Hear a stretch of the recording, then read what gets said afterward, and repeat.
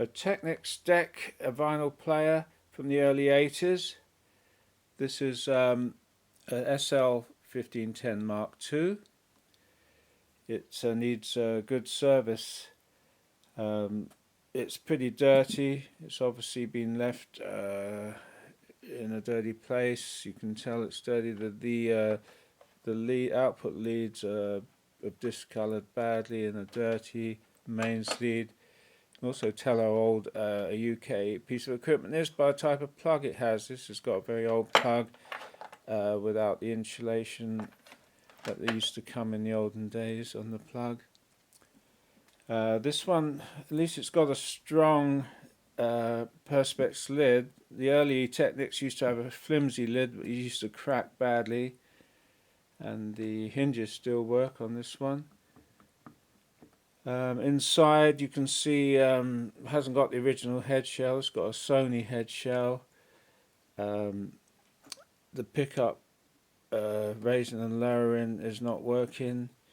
The little stand for the arm is broken. We've got the weight off the back of the arm. It's all pretty dirty, needs cleaning up. Hopefully it's going to work. Now the SL1510 Mark II is one of a series. If you look at the original blurb, which you can get off the internet, they did a range. They did the 12, 13, 14, 15. Now they're all very similar. The 15 was manual. You had to put the arm on the record and take it off yourself. The 1400 is the same deck, but it picked the arm up after it finished and returned it for you. The 1300, it put the arm down and picked it up, and you set the size and the speed of the record. And the 1200 was really a different, same sort of specification, but a lot of differences on it. It had the pitch control on the slider, it had a light that shone on the disc and all that sort of stuff. Now these all had electronic speed displays, which are here, which come up, and a window for looking at the strobe inside. So there's no strobe on the side of the platter, whereas some have the strobes on the platter itself. Now back in the day you got a price list showing the differences. So the 1510 Mark II without the any auto was £274, this is UK. And then you've got the 1400 was 304, the 1300 334. That's because of the extra auto play stuff inside. Otherwise the deck, same specifications. You've got plenty of specs you can get. Pretty heavy, 11.5 kilograms. It's a pretty heavy thing. Lots of info online. You got more info here about them. You can get the service manual, which is quite useful. It's not that detailed, but it gives you some useful stuff for the serviceman. And you can get the complete how to set it up and adjust the speed and adjust everything. Now this has got a Sony head shell, and the actual cartridge in it, you can't see it but I took a picture, is an MP11 boron cantilever made by Nagaoka. So the specifications available online. The boron one had a different cantilever, obviously, higher spec, went to a higher frequency, higher separation. They recommend 2 grams tracking. Apparently this had a pretty good reputation, the boron cantilever, as being pretty nice sounding. Hopefully it's still going to work okay. I don't know why the head shell's been changed. So that's all the information's available, so it's just a matter of stripping it down, cleaning it up best I can, seeing if I can get this to work. Apparently sometimes these are not repairable, setting it up and seeing what it sounds like. Remove the Perspex lid, it pulls up off the back, off the hinges, straight up. To remove the turntable platter, take the rubber mat off, and then you rotate the disc by pulling it with these 2-finger holes until it comes off. As you can see on the inside, you've got the strobe marks on the inside of the disc, and there are the lights, the little LEDs which shine up onto it and then reflected back through this window. You can see it's had some things spilt on it at some time. Here it talks about screws for transport. I think they went into these holes and tightened the whole assembly up, which floats, pulls it up tight. Obviously those screws are now lost. And there's the brushless motor design and the magnets. You can put a bit of oil on here, feels okay. And it's just a matter of turning it over and we'll get inside. Interestingly, there's a switch here, so it can run on 240 volts or 110 volts. That's very useful, so they can sell it all over the world without making 2 different models like they did with the earlier ones, which were 110 or 240. So there's the disc. It says it's balance test passed, etc. And continue taking it apart. Remove the plastic cover plates which are inside. That one covers the block for the mains lead if you ever want to change that. And then you need to disconnect this plug-in cable here and just remove that. This is when you turn it upside down so that you can drop the whole assembly out without this lead stopping it coming out. After securing the arm and using the Perspex lid, turn it upside down so you can get at the bottom. On this model it just has little felt pads for feet. I think you can get special sprung feet or if you want, and these are part of the suspension system here, these 4 adjustable things here, so we'll look at that later. And so we're just going to take the bottom off, starting with the outside edge, which would be these screws here, and then work our way round. Remove all the red coloured screws from the deck, including here and all over the base plate and the back. And once that's done, this whole assembly is loose and can be raised up. Okay, you can lift the heavy base with the arm and everything on it and twist it so the arm comes through the gap, and you can lift it up, and you can also remove this connector here from the board, and then you can take the whole this assembly away and leave the rest of the assembly and circuit board and everything separately, so you can work on one or the other. We're going to be working on the arm, see if we can sort out the lifting mechanism. If you want to replace the phono leads, they're soldered to this circuit board here, and there's the earth wire held with this clamp, so it's pretty straightforward. You can see the original colour of the wires, which is grey and now turned brown. The same here, the mains wire is white, it's now a yellowy brown colour, and the mains wire comes in and is soldered to the board here if you want to change the mains wire at all. It's got some fuses on the power supply, transformer, and the board's got a lot of components on it, and there's some adjustments here called the brake, VS. There's probably some other adjustments too. To remove the arm assembly, there's 3 screws you need to take out, one under a rubber bung there, and then the whole arm can be lifted up to it, and you can have a look at what's going on inside. Also note that these suspension parts here, which are sprung loaded and got some rubber inserts, they need to be adjusted when it's put back on to give it some suspension with the whole weight of the thing. The lifting mechanism is here. You've got this spring loaded part here, which goes up and down. You can push it in and it comes back out again slowly.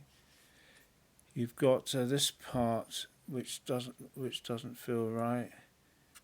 I think it's broken, which is moved by the arm. It's quite sticky. I think the grease has gone a bit hard, so I'll clean it up and see if I can get any movement. It's a bit hard to get this out. I'll have a look, see if you can get that out. I've taken it all apart and I've taken off this plate that was in there, the lifting plate, and you can see that it's broken, plastic part's broken in half. It's a very weak point. If I was designing this, I could see that as a weak point there. It's held onto this sort of serrated center part, and it's got a little sliding mechanism that slides up and down in that groove. But because that's broken, the whole thing is all floppy and not working. Apparently you can't get these parts, but I wonder if it's possible. I mean, they designed this wrong. They designed the hole too small. No wonder it broke. I wonder if it would be possible to bind it. I'll have a look. Alright, these are all the parts from the broken arm lifter. You've got the plate with this serrated wheel which rotates with the plastic bit on it. It's held on by a clip on the top, but I haven't taken that off because it is rotating. This is the shaft that moves up and down. It's got some grooves in it which normally have a little oil in it, so it gives it a damping effect. And this plastic part is seems to be a force fit. There's a groove down there on it and it doesn't come off, so that is part of the lifting mechanism. And then you've got the broken part, which is this part. It normally fits on that serrated part there, which is inside it, which enables it to rotate. Now they designed it with a weak point, very, very weak point, right in the corner there, and it snaps with the 2 weak points actually. It's got a sharp edge which you should never have on a moulded part. If it's under load, it should be rounded. And that's serrated on the inside, and what happens is it's forced onto there, and then it can rotate smoothly. So the joint is broken. You can't glue this on there with super glue. It's super glue doesn't really stick to this. But what you can do, I've put a piece of 22 gauge wire around it and then twist it up to pull it into shape. Now I'm going to loosen that off a bit and put it on and then tighten it up. And you can put some super glue in when you put that on and tighten it up. And hopefully this wire is going to clear any movement. I'm going to leave it on there, just cut this bit off short, and that will hold it together and it won't be able to force apart. You could, or I could, cut a little groove, Dremel tiny little grooves just on the edges, just so that wire can be held in place. It's not going to be really under any load sideways to make it fall off, but it would enable you to hold it in place so it doesn't slip off. Well, I'm going to try it and hopefully it's going to work. I put a bit of super glue on the serrated part carefully with a cotton bud so it doesn't run anywhere. Then I put the plastic part into position and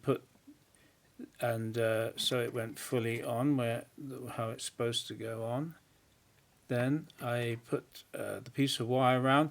I did, by the way, just file some very small grooves into the plastic with this edge of this file, just so that the wire wouldn't slip off. There only has to be small. I did about 4 or 5 just on the edges. I put a new piece of the 22 gauge wire cut to length, wrapped it round, and then twisted it round and round and round, and tightened it up with some pliers. Don't go too far or you'll probably snap it. Then when it was as tight as I thought I could get it, I then just squeezed in the edge just there, just to make it even tighter. Now I'm going to cut that shorter, and now it moves. It moves without this piece was flopping all over the place, and it looks fine. Now you've got the shaft, which you put a bit of oil on, then you drop it in, and that little locating piece just drops into a small groove in there, and then it moves up and down that little channel. As it moves it up and down, I can't do it really well on hand, you can see, moves up and down the channel for lifting.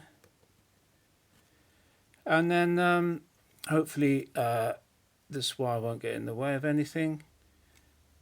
It doesn't have a lot of load on it. I mean, it's only lifting up a very lightweight part and up and down again.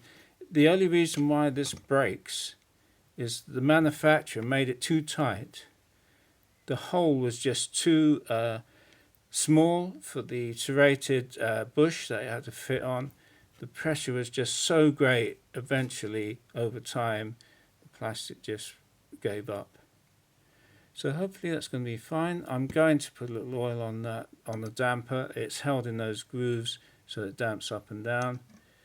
And try and remember how it all goes back together again. Also, before you finally reassemble this, make sure you put some thick grease in the plunger. Use some pretty thick super grease it's called, but it's quite thick so that this plunger is fairly damped as it goes up and down. There are 2 grooves cut in there which you fill up with grease in the center, the shaft, and when you put it in, the grease is retained inside and then rubs on the inside.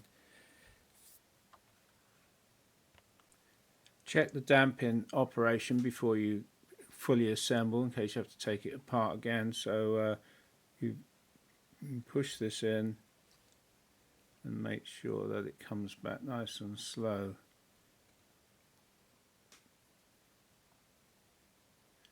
And then you know that's good.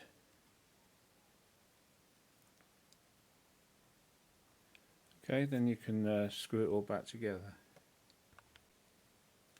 When reassembling, don't forget to put this pin and spring back in this hole here. It's shown on the drawing as there, going up under there, and it just holds the this adjustment screw. It runs in a little groove on there that stops you unwinding it all the way out. So it goes in there, and then you can screw the other bits on over the top of it. Reassembled the arm and lifting mechanism. Haven't tightened it fully up, but you can see the mod I've done, the wire that runs around there. It doesn't touch anything, so that's good. And if I turn it over, you've got the lifting mechanism here, which is, and there's the lifter. You see it goes up and down. So it's working. Drops pretty quickly. I think that little plunger should have a much thicker grease in it, but I mean this is quite heavy at the moment, so seems to be fine. You notice that when it operates, it also operates in this little channel here. There's a switch on the circuit board for muting, and when it operates, it's got a little lug in there which operates that as well. I don't know if I can hold it and you can see it. You can see that that moves the switch backwards and forwards. It's got a spring in there that pushes it back.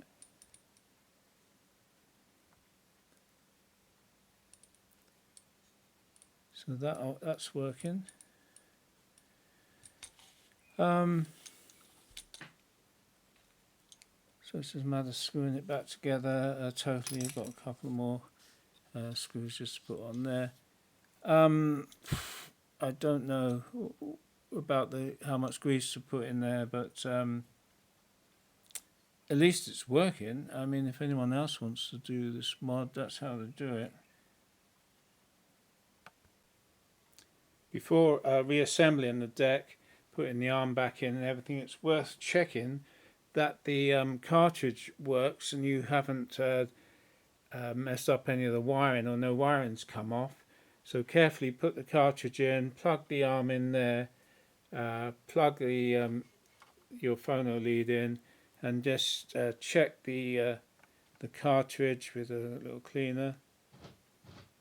Make sure it's working. You can check left and right channels, and because you don't want to have to take all this apart again if you find that one of these wires somehow has got disconnected. Replacing the broken arm support. Now I've got to take the broken piece off. You can get replacements quite easily on eBay. I'm just waiting for one to come. I've got to take it off now because when I reassemble this, it's got to be screwed back in. So just to take the end off, it is a push fit. I don't think it's screwed on the end. It's pretty tight, so you'll probably have to break it off to take it off. But the ones that come to replace it screw onto some of these rods have got a screwed thread on the end on some of the models. This one I believe is just a push fit, so I'm just about to take it off. To replace the armrest clamp, on eBay the only one I could find was this one, which is off a 1200 deck. It's one that screws on to a little screw thread on the top of their post. On this one it was a push-on one, and I couldn't find that one at all. So this one I'll have to do. Now the top of this is 3mm, measured it. The hole in here is a bit smaller than 3mm, so what I'll do is drill it out carefully to 3mm, and then that'll push on the top of there, and should be sufficient. Took a couple of seconds just to twist the little plastic bit onto the 3mm drill bit, which took out the little bits of plastic nicely, and then it just pushed in down to the collar, and it's a perfect fit. It's tight, and it's not going to come off. So if you've got one of these that's broken, just get the one from the 1200 and just do that. Take the screws out of the circuit board, lift it out the way, and clean up these switches which have got some grease. They've got little springs and they tend to stick where the grease has got hard and don't come back up. So you can clean them, put a little bit of oil in, and they're all pretty sticky. Check out the switches on the board, which are little switches here, and these ones which had a rubber sort of thing around them has got all gungy, so clean them up as well. Clean the windows on the inside. They get some dirt on them which shows up quite clearly when you assemble it if you're not careful. and also clean up this reflector here, which reflects the strobe on. Clean up and these lights. Just make sure everything is really clean before you put it back together. Stop switch was particularly gunged up and didn't have like any movement, so you take it off, just ease the E-clip off and the little spring, then you can clean all the gunge off of it, and especially the shaft, and then just re-oil as necessary. You can do the others as well if they really don't move up and down nicely. Just E-clips, make sure the E-clip doesn't fly off and you lose it. I've cleaned up the mirror, which was absolutely filthy and is now really shiny, which reflects the strobe. And cleaned off these lights, which were all gunged up. I think something had been spilt on this, a coffee or something, and it all got inside. Make sure these switches all click nicely in and out. They should not need any servicing. Don't put any oil on them. They are sealed little micro switches on the board. They all click in nice, and it's just the actuating switches that tend to get stuck. So take the clips off, clean them, put them back, clean the backs of the windows, and it's going to look as best as you can get it. Okay, it's all back together except for setting up the arm, and I need to test the electronics to make sure everything's fine before we get on any further. You also can note that the turntable is sprung. It's got some suspension movement and it's not solid, so you know that the suspension is okay. Anyway, this has all been cleaned up, as I said, inside, and all these switches are feeling good. So let's plug it in, we'll turn it on. Okay, the lights have come on, saying 33, no percent. There's a stop sign on. We press start, deck's moving, the lights come on in there. And inside here we've got the strobe, and it's totally stationary. Then you've got your pitch control, and it's interesting to note the difference between the Mark 1 and the Mark 2 for the 1510. It says the Mark 1 had a 10%, and then the Mark II had a 20% pitch control. It was also on the rumble was better on the Mark II, and they changed the control, keeping the speed to quartz locked on the Mark II as well. Otherwise they look exactly the same, so the Mark II was an improvement overall. Anyway, that's the speed. Now this has got an electronic brake which is adjustable inside. I didn't adjust it, I assume it's set right, and it should stop the deck within about half a turn. It does that by applying the reverse pulses on the motor. So we just press stop down here.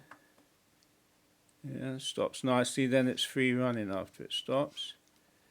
So let's start it up again, 33, try the 45. Yep, fine.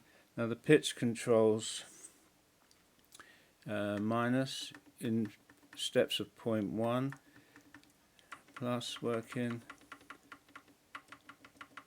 and in the middle one we turned it to 0. So everything's working fine. So all I have to do now, stop, is to put the head shell in and finish setting the arm up, and we'll play some records, see what they sound like. By the way, well, I won't check that yet because the arm hasn't got any weights on it yet. I've got the weight to put on the back and set up tracking, etc. I cleaned this up as best as I can using some fragrance-free Pampers Natural Clean, which doesn't take lettering off but actually cleans pretty well. There's some marks that won't come off. They're just, I don't know what caused these marks, whether it's oil or something. They won't come off. So, but everything else is cleaned up quite nice, considering its age. I cleaned the rubber mat as well, and the edge of the disc is fairly shiny. So I just finished setting up the arm. set in the arm height. You undo this or loosen off this nose screw. You check the height of the tip to the top of the cartridge holder, and then I measured that. It's 20 millimeters. You look at the scale here, and the lines go from 15 to 21, so it's quite near the bottom. The graduations are down there, and you just count them off till it just shows above just coming above the bottom, and then you lock the screw back in, and that sets the height. After that, you have to check it that the cueing and the lowering work. We'll do that in a minute. And if the arm lift is too high or too low, you press this down and you adjust that hex screw that sticks up to get the height right, so that it just is the right height off the record. And it's got the auto mute. When you lift the arm, it mutes the record until it goes back down, and there's a little switch inside, puts the cartridge, switches it back on. So we'll check all that in a minute. Put the head shell cartridge back in. To set the playing weight, you get this in equilibrium floating like this by turning the heavy weight, rotating it in and out. It's very, very sensitive. And when you've got it floating in like that, you hold the weight, turn this black dial to 0, which I'm going to do, and then you turn the whole thing to the tracking weight. So I'll do that now. I set the black ring to 0, then turn the whole thing to 2 grams. Just to show you how accurate that is, I've got a scale here, which is set to 0. Let's get the light off it and put this on.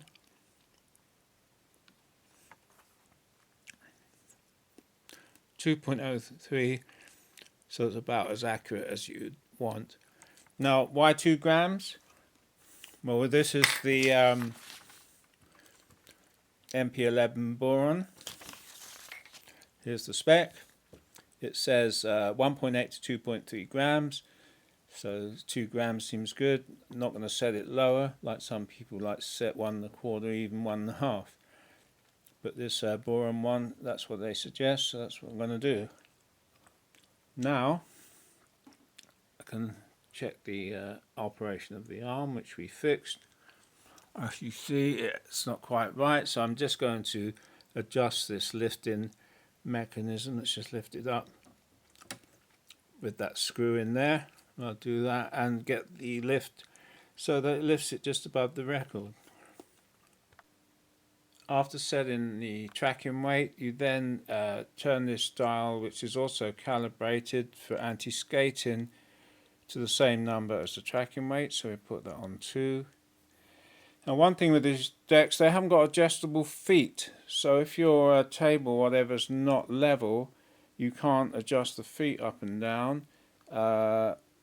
So you need a bubble, and you have to put some card or something under or paper under the legs till you get it level with a bubble, which is a bit annoying. Most high quality decks do have adjustable feet. So hopefully that'll be set up now. We can do an audio test.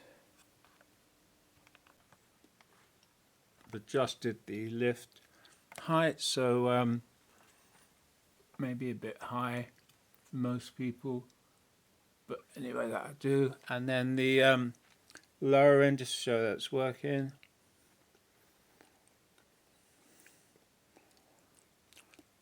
It's not very slow, but it is fully damped,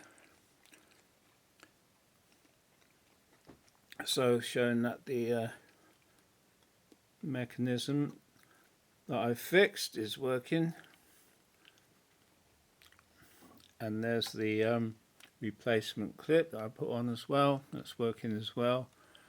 So I just get it turned on, and I can't adjust the distance backwards and forwards on here to give you the correct angle across the record, so I don't have the measurement for it.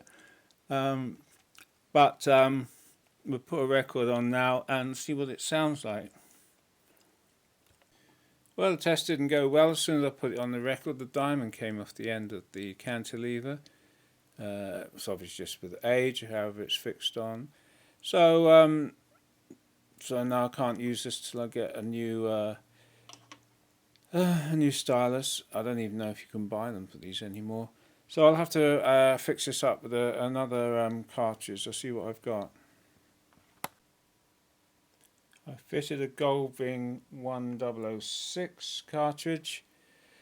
It's a reasonable cartridge, £195 in the UK, elliptical tip, etc. Let's see, playing weight 1.7 grams nominal.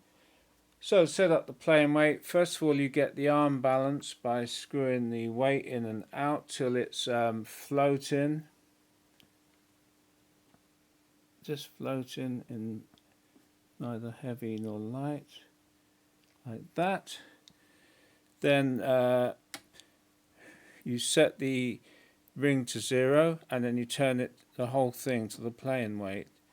So you just do that, and then you turn the whole thing to 1.7. You set the tracking weight, the anti-skate into the same. And by the way, you set the turntable to level. There are no leveling feet on this. You can't wind them up and down, so you have to use bits of card if your table's not straight, which mine isn't. And then I've got some scales here which you can just see how accurate the playing weight is. So we put that on there. 1.76, which is close enough, so the scale's pretty accurate. I mean the adjustment there. So I can put on a record, and hopefully it's going to sound okay. Let's just lace that up. Okay, put a record on. First test, start, 33 RPM of course. This is a manual one, so you've got to position it where you want, lower it.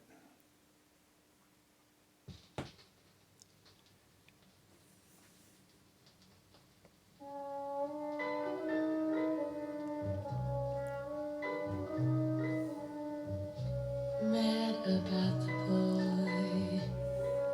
It's pretty funny, but I'm mad about the boy. It's a very old record, but it sounds okay. You can change the pitch. Maybe something said about the boy. Go up to 20. Walking Oh, it does 10. street, his eyes look Down. out at me from people that I meet. I can't believe it's true, but when I'm blue in some strange Goes plus or minus 10. I'm glad about the boy. So the pitch control works. I'm Sound is dependent on the cartridge, obviously, and love isn't the deck's finished now, except for the Perspex cover, which I'm going to try and polish up a bit. to pay my bill, and I can't afford to waste a little magic. Just check the lift in. Finally destroy.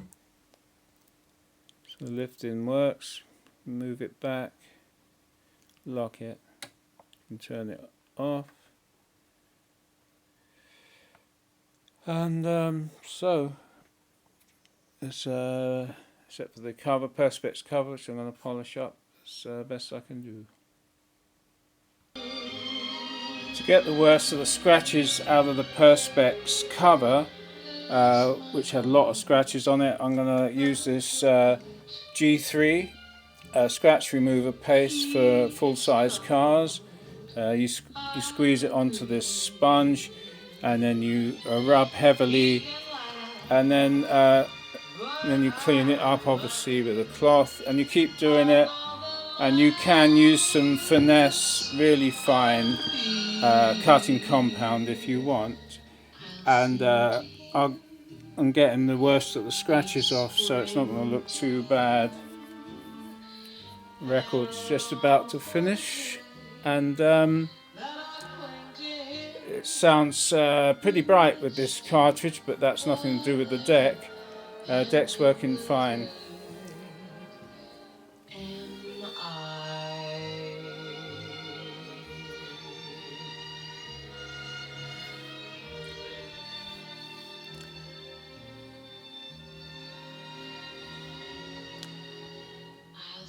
This is a manual turntable, so when it gets to the end of the track, you're going to have to lift it off. This is the 1510. If you had the 1410, it would lift off and put it back for you. And if you had the 1310, it would put the arm down and lift it off for you. So this is the manual one. Otherwise, set for the mechanism that lifts and lowers the arm. Everything else is identical between the 15, 14 and 13.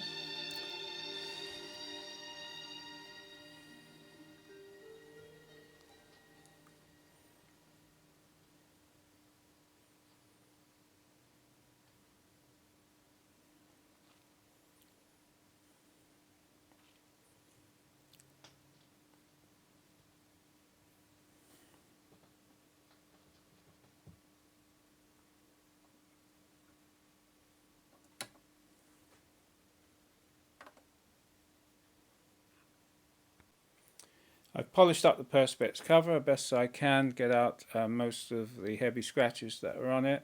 It looks reasonable now.